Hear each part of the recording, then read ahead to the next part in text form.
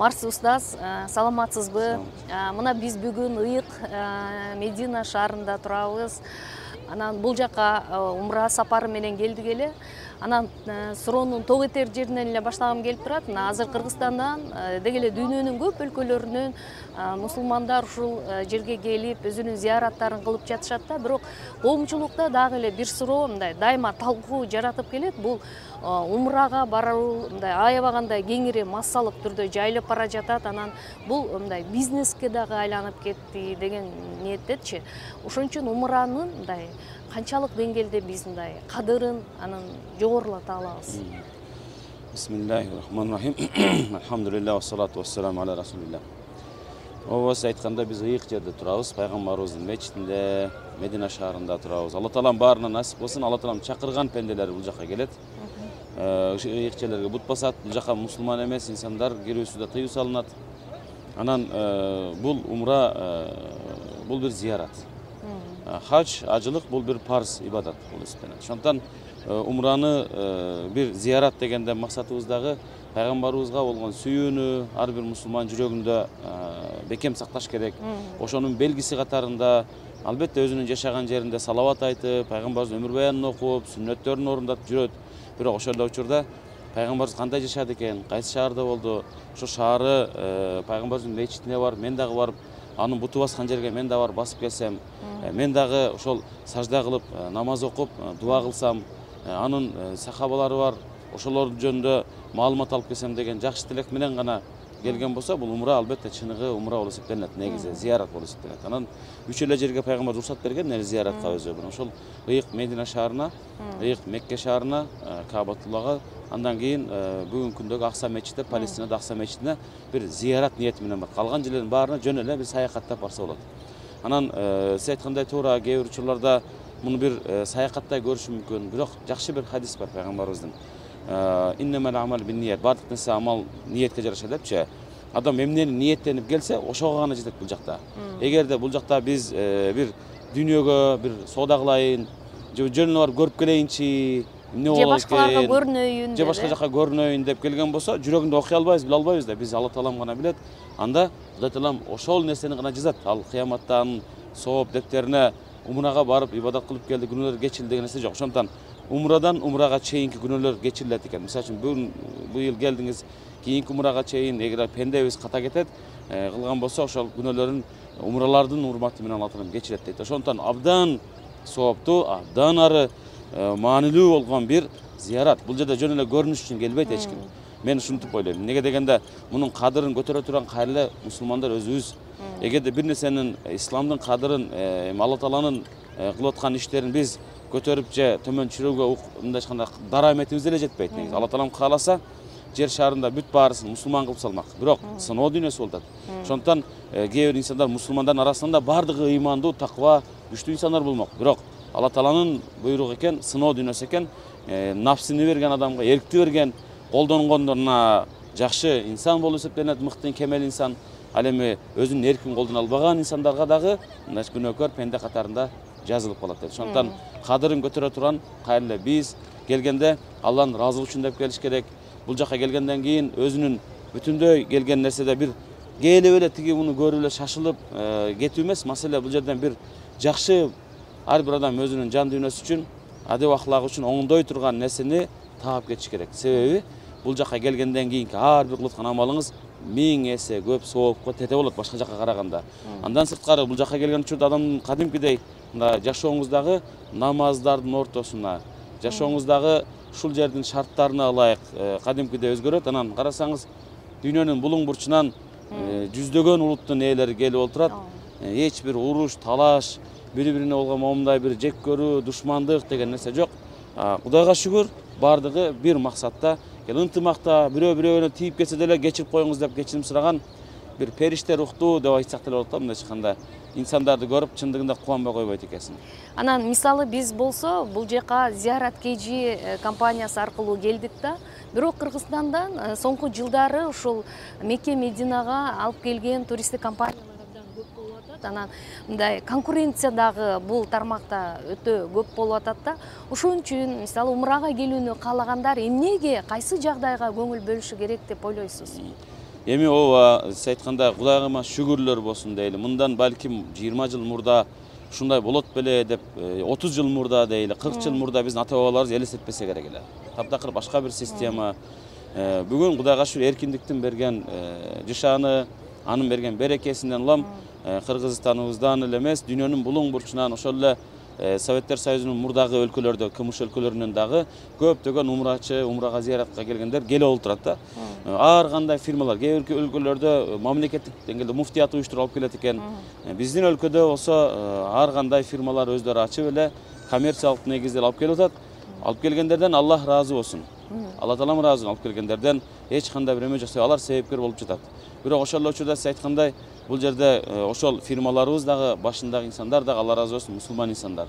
Алар дагы намаз окуган, Алланын ыраазын көздөгөн инсандар. Соодада дагы, исламда да, соодада дагы баягы жарыш керек, жакшылыкта жарыш керек. Ошондо жарышууда дагы эч качан бири-биринин аброюна, бири-биринин кадыр-баркына шек келтирбей турган абалда кылып уюштурулуш керек да, ар бир нерсе. Бул жөнөкөй жашоодо да ошондой.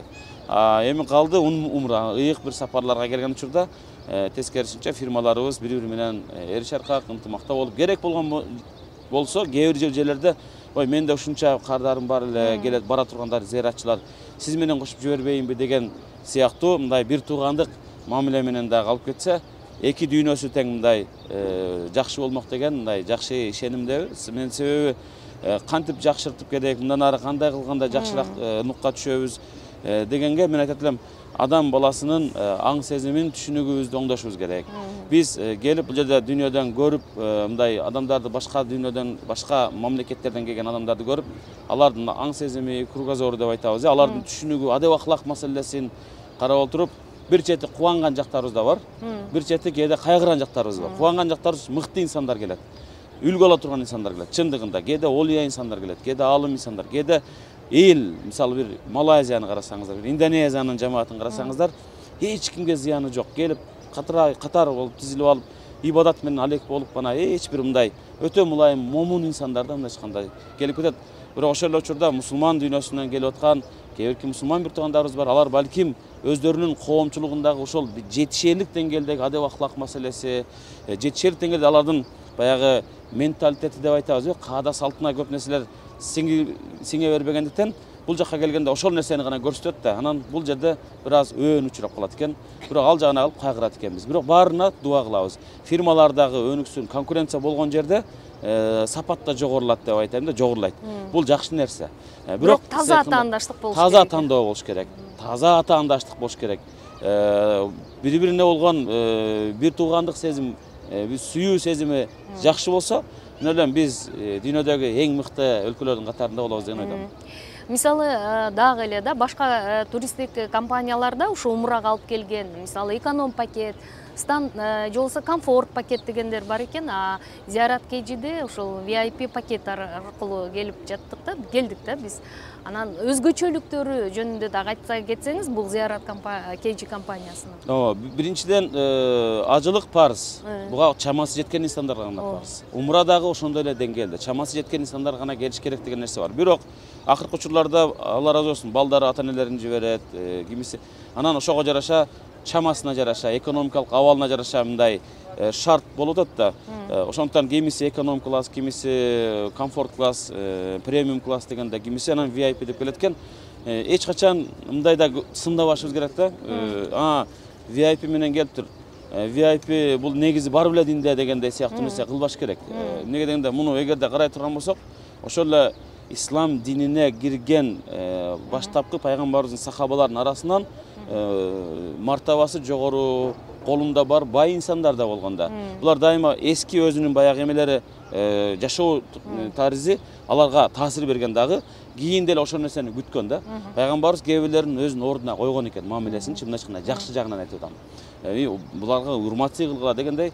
Ошондуктан бүгүнкү күндө эгерде ошондой VIP бир эме менен келе турган инсандарга мен оюмча туура көз караш менен жакшы экен, колунда бар инсандар келип атат, жакшы бир шарттар менен келип кетет, кыска бир убакытта келип кетет деген нерсеге туура эле карашыбыз керек деп ойдойм. Анан кандай айырмачылыгы бар десеңиз, эми айырмачылыктары негизи эле мейманканаларда, VIP умраныкы кыскараак болот убактысы. Мейманканалар биринчи катарда жайгашкан, же болбосо Меккедеги мейманканалар жана саат бар, ошо сааттын ичинде жайгашкан. Анан эч кандай бир мындай такси күтүп, же автобус күтүп барып келүү деген нерсе жок. Бат эле кирип эле кайра чыга турган бир эме шарттарда тамак аштарынан айырмаланат абдан. Себеби атайын ошого жараша көп түрдүү тамактарды эме кылат. Эми ооба тамак жегени келдик беле, ибадатка келдиген бизде дешибиз мүмкүн, бирок ошентсе деле баары бир инсандар бул жака келгенден кийин баягы пендебиз да. Пенденин напсысы бар. Анын курсагы ачат дегендей. Анан шарттар болбой калса эле кээде нааразы болуп калат экен. Ошондуктан VIP пакеттерде ошого жараша программалары бар, мисалы үчүн ичинде. Анан мен деле ошол жылда зиярат KG фирмасы суранат. Анан ошого каалоочулар болгондо гана мен келебиз. Болбосо өзүбүз уюштуруп алып келүү деген нерсе жок бизде. Ошон мен ойлойм VIP'ге эгер чамасы жеткен болсо, келген болсо сонун болот. Анан мисалы Мекке менен Медине ортосунда 5-6 сааттап автобус менен жүрөбүз. Негизи жөнөкөй бир эмеде. Анан быйылтадан баштап атайын VIP эмеден дагы ушундай бир пакет киргизди. Атайын бул жактан тез жүрө турган поездер бар. 6 saatта бара турган жолду, 420-450 километр жолду аралыкты 2 saatта басып өтө турган бир эме бар да, мындай кандай мүмкүнчүлүк бар. Бүгүн ошону көрөбүз буюрса. Ошондой бир жерлери бар. Ушул гана айырма болбосо, дээрлик калган учурларда көп деле айырмасы деле жок. Себеби Пайгамбарыбыздын мечити, Каабатулла мечиттер бир эле, ага болгон ибадаттарыбыз, умраларыбыз ошондой эле. Бирок ага кошумча, мына кечээ сиз бизди ушул Пайгамбарыбыздын багы басып өткөн жолун, өмүрүнө чагылдырган сонун музейге алып бардыңыз да. Анан ушул сыяктуу мындай бир изюминкаларды киргизсе дагы сонун болот экен. Ооба, VIP пакетте ушул нерсе изденет экенсиз да. Мисалы үчүн кандай кылып дагы жакшыраак келген зыяратчыларга кызыктуу, анан мындай айтканда ушул жерде мүмкүн болушунча көбүрөөк маалымат алып кетет деп. Анан 1000 уккандан 1 көргөн артык деп, анан атайын ушул жерде бир музей бар, четирек жерде Мединанын. Ошол жерге дайыма келген зыяратчыларыма дайыма айтам, келиңиздер барып келели деп, анан алып барып ошого бардык. Ал макет сыяктуу көргөзмө Мекке менен Медина, пайгамбарыбыздын жүргөн жолдору, хижрат жолдору, ошол эле учурдагы азыркы абалы, мисалы мечит ушул абалга кандай келгенин тарыхы, ушунун баарысын камтыган нерсени биз көз менен көрдүк. Эми ошону кирип, намаз окуганда элестетип, мисалы үчүн ушундай болгон турбайбы деген нерсе калсын деп бул нерселерди уюштурабыз. Изюминкалар сиз айткандай, ооба. Анын арасында дагы жакшы изюминкалар ортосунда бир сый тамактар болот, мисалы үчүн да, сыртта мисалы. Атайын улуу аалымдар менен ушул жерден жолугуштурабыз, мисалы үчүн буюрса деп атабыз, ушундай бир ниеттерибиз бар. Былтыр келгенде да ушундай болгон. Раматылык Чубак ажыбыздын устазы менен жолугушуу кылып келгендерибиз абдан ыраазы болуп кетишкен. Ушуга окшогон кээ бирки кошумча бир нерселер ойлойм VIP'ге өзгөчө талап кылынат, анан керек болот деген ойдобуз. Себеби алар көп нерсени күтөт дагы экен, кээде мындай адам баласы пенде болгондон кийин күтөт экен. Кандай дагы нерсе бар депчи. Анан абдан кыйын негизи келип адамдар менен 40 адам алып келсеңиз же 35 адам алып келсеңиз, ошонун баарысынын көңүлү менен болуш абдан кыйын нерсе. Бирок Кудай Тааланын кудурети, Кудай Тааланын колдоосу менен келген адамдарыбыздын дагы жүрөгүндөгү бекем жакшы имандары, ихласы менен биз кайтканга чейин кыска мөөнөттүн ичинде 10 күндүк мөөнөт болсо деле бир туугандай болуп кайра кайтабыз. Баргандан кийин дайыма катташып, барды келди кылып, сурашып турабыз. Бул дагы мен оюмча бир себеп болуп атат умра. Тиякта таанышпаган кыргыз тандыктар таанышып кайра бир тууган болуп кетип атабыз да негизи. Бул кандай сонун нерсе. Дагы бир суроону берейин. Сизди биз багы теолог катары, коомдук ишмер катары Кыргызстанда өтө жакшы билебиз да. Анан бул жакка мисалы ушу ажы баш катары мындай өтө көп тез каттабай болушуңуз керек мисалы. Анан эмнени айырмачылыктарды байкап жатасыз мурда бул жакка келген умрачылар менен азыркы учурдагы мындай тенденция кандай деп ойлойсуз? Ооба, мен негизи иштебейм деп айтайынчы, мындай иштебейм. Мүмкүнчүлүк болгондо гана жумуштан кичине ортодо бош убакыт болуп калганда гана мүмкүн болушунча келип кеткенге аракет кылам. Себеби мен биринчи максатым Алланын ыраазылыгы үчүн келип ушул жерлерде зыярат кылып кеттим, менин да оюм. Баары эле мусулмандардай эле. Анан мурдагы 90-жылдарда студент кезибизде Египетте жүргөн учурда студенттик менен келип кетчүбүз, Рамазан айы болуп жөнөкөйдө умрага келчүбүз. Анан ажыга да бир келип кеткенбиз. Атайын биздин спонсорубуз ошол жактан олдоп студенттик кезде бүткөндө айырма өтө чоң, айырма абдан чоң. Жыл өткөн сайын Сауд Арабия падышачылыгы өнүгүп атат. Анан мамлекеттик деңгээлде мындай падышалык деңгээлде абдан чоң бир маани көңүл бурулуп атат. Кеңейип атат мечит, мисалы көрүп атасыздар. Бирок келген мен жеке баамым, өзүмдүн баамымдагы ошол учурдагы инсандардын ыхласы деп коет го, жүрөгүндөн, чын дилден келип, кандай шарт болбосун бүт баарына ыраазы болуп, ушунчалык бериле ибадаттарында дагы, мейли кайрымдуулуктарында деле бул жак баягы сооп топтой турган жер да. Жада калса колунда жок инсан деле мисалы келсе ошол жерден нанын бөлүшө калып, ушундай бир нерселер бар болчу, дайыма көрүнгөн жерде. Анан өтө көп мен жаш кезде келген немелерден айырмачылык көргөнүм, ушул жерде көп илимдүүлөр бар деле да, негизи. Абдан мындай биздин мазхаб карманган илимдүүлөр бар болчу, бүгүнкү күндө эмнегедир таба албайбыз да. Анан бүгүнкү күндөгү адамдардын дагы, келген адамдардын дагы ар тараптан абдан көп миллиондоп келип аткандыктан, миллиондоп мындай айтканда келип аткандыктан өзгөчө умра деле ажыдай эле болуп калды да. Мындай айтканда адам абдан көп. Азыр январь айында турабыз. Бүт Европа болсун, Индонезия, Азия болсун, биздин ошол өлкөлөрдөн абдан көп инсандар келген. Мейманканалар толо, мечиттин ичи толо, орун жок. Абдан сонун, алхамдулилла дейбиз. Бирок адамдардын аң сезим, түшүнүк, мамиле, адеп ахлак маселелеринде дагы көбүрөөк иштешибиз керек экен деген нерсе келет. Себеби алып эле адам эч нерсенин кабары жок эле бул жака шап деп эле келип калып атат. Анан эмне бул дегендер бар. Бул жердин ичинде эмне бар дегендер бар. Мисалы үчүн могу мечиттин ичинде. Мечит бул Алланын үйү. Бул жерде пайгамбарыбыздын сөөгү коюлган ушул жерде. Бул жерде Азирет Умар, Азирет Абубакыр Сыддыктын сөөгү коюлган. Анын жанында Бакый көрүстөнү бар. Бул 10 000 деген сахабалар көмүлгөн жер. Мына жерде, мына Медина Мунавваранын асты пайгамбарыбыздын сахабаларынын үйлөрү болгон. Ушул үйлөрүнүн үстүндө бүгүн бут басып жүрөбүз. Ошон үчүн адебибиз менен жүрүшүбүз керек деген нерсени айтасыз да, бирок биз 1 адамга айтабыз, 10 адамга айтабыз, 100 адамга айтабыз, келген адамдардын саны 100 000 миллиондоп саналат. Ошондон ушул айырманы көрүп жатам. Акыркы учурларда келип дагы көбүрөөк болду. Телефон деген смартфондор чыккандыгына байланыштуу илгери мурда сүрөткө тартып турчу эмес. Мына Кабаны мына эски келгендер билет. Сүрөткө тартып турчу эмес. Азыркы келгендерде ал нерсе бүтүндөй эле эркин болуп калды дагы. Адам Кабанын түгүндө селфи кылып атат мисалда. Мен бир нерсе деп айта албаймын. Балким бир эстелик үчүн кылсын, өзүнүн үй биле бала бакырасына ошого бардым эле деп, бирок муну бир өзүнө бир мен ушул жерде жүрөмүн деген сыяктуу ар кимге бир мактануу иретинде болобу, башка иретинде кылгандай сөздөрүнөн кээде бир эме кылган абалдар, жагдайлар болбош керек деген ойдомун. Эч бир эл, эч бир улут келип өзүнүн баалуулуктарын да бул жерде көрсөтүп турган жер эмес. Бул жерде албетте биз улуттук баалуулуктарыбыз биз дүйнөгө таратайлы. Биз албетте аларды сыйлайбыз. Ошондон ушул жерлер келген учурда мен ойлоймчу дагы көбүрөөк ибадат менен, дагы көбүрөөк жараткан Алла Таалага, пайгамбарыбызга, сахабаларына болгон жакындыгыбызды билдириш керек. Сездиришибиз керек, билдиришибиз керек, анан сезишибиз керек да. Дагы бир маселе, мисалы өзүңүз да белгилеп өттүңүз, бул жакка жүздөн ашуун улуттун өкүлдөрү, дүйнөнүн бардык тарабынан мусулмандар келип атат деп. Анан эл абдан көп чынында эле. Кээде намаз окуганга бут коерго жер жок болуп калып атпайбы? Анан бул жердин келечеги кандай болот деген ойдосуз да? Кандай өзгөрүү күтөт бизди? Буюрса келечек бир Алла Тааладан. Анан келген умрачыларыбызга тилегим дагы ошол, келип бул жерден жакшы нерсе үйрөндү, улантып кетсе дейм. Кыргызстанга баргандан кийин таптакыр ошол жакта кайра эле мурда калууна келип калбаса дейм. Анын үчүн дагы жакшы, мындай жакшы инсандар менен, жакшы чөйрө менен, мындай ыйык жерлерге келип, бат-бат келип кетүү менен мүмкүнчүлүк болсо жакшы болот. Анан мен ар бир мамлекеттен келген, ажы умрага келген инсандардын саны чектелет. Каалоочу эле келе бербейт.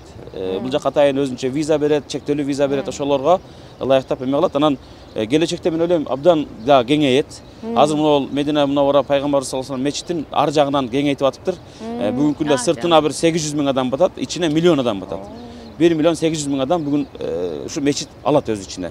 Бирок сыртына дагы кеңейтип атыптыр ар жагынан. Демек, мен ойлойм 2 миллиондон ашуун, 3 миллиондон ашуун адам бата тургандай бир мүмкүнчүлүк түзүлүп атат окшойт. Бул Кааба үчүн да ошондой 2030-жылга да ал жакта кеңейет. Элдин талабы жакшы. Ошондон мен асыл өзүнүн максаттуулук бир эмесин сактап калса деймин. Ушул ыйыктыгын сактап калса деймин. Ушул эки жер, Медина менен Мекке. Себеби бул жакка биз башка максат менен келбейбиз да, бул жакта. Биз кеп турист болуп келип, көрүп кетейинчи деп, сүрөткө түшүп кетейин деп гана келбейбиз. Бирок бул жакка келген учурда бир жакшы нерсени алып кетели, руханий азык жок дегенде алып кетели өзгө деп келебиз. Ошол өзүнүн асылдыгын, тазалыгын, арулугун сактаса, анан сиздер сыяктуу Алла ыраазы болсун, мындай элибизге жакшы кызмат кылып аткан журналисттерибиз болот, блогерлерибиз болуп калат экен, чыгармачыл инсандар, спорт чөйрөсүндө инсандар да келип жатат, атактуу инсандар да келип атат, кубандырат бир чети, абдан кубандырат. Бул деген нерсе биздин мамлекетибиздин өлкөбүздүн келечеги деп дагы билем. Иншалла буюрса жакшы жагына буюрса келгендер бар, жакшы бир ойлор менен кайтса дейм да. Анан ошо менен барганда өлкөбүзгө кандай бир пайда тийгизе алабыз, анткени дагы көбүрөөк жакшы нерселерди бере алабыз деген нерсенин үстүнөн ойлонуп, анан жеке жашоонун өзүндө дагы жараткандын кул пендеси болуп, Алланын ыраазылыгын көздөп, балким ибадат, зикир, дубалар менен жашоону насип кылсын дейм. Иншалла. Анан сизге да ийгилик каалайм. Алла кабыл кылсын зыяраттарды. Иншалла. Алла таалам жалпы Кыргызстаныбыздын баарысы келсе деп тилек кылабыз. Ата-энелерибиз, жакындарыбыз дагы келип, ушул жакшы нерселерди көрсө деген тилегибиз бар. Рахмат. Чоң рахмат. Ийгилик каалайм. Алла каалайм. разы болсун. Сизге да ийгилик каалайм.